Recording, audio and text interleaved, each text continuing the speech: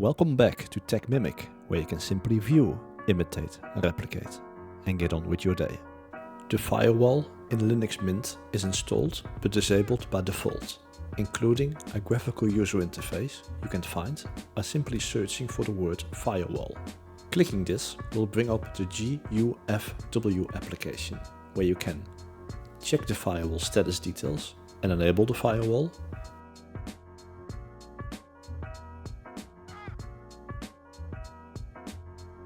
You can add simple and advanced rules.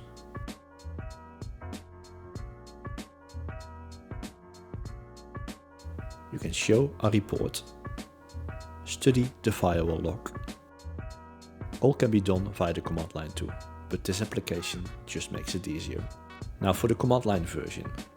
From a terminal window, just click the terminal icon on the taskbar. We can check this with the command sudo ufw status verbose. As you can see, the firewall is currently active because we just enabled it via the graphical user interface. But now let's say that the GUFW application isn't present in the menu and the status from the command line reads inactive. We can configure and enable the firewall manually.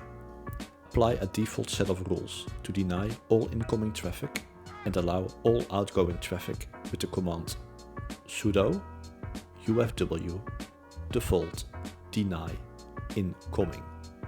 Activate the firewall with the command sudo ufw enable. The firewall is now active and will automatically activate when the system is started.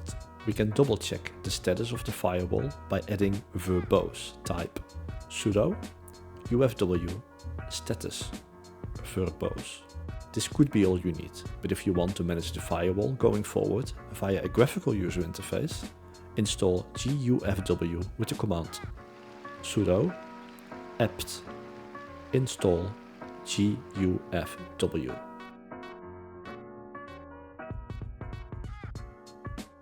When you now search the menu again for the word firewall, you will quickly find the GUFW application once again.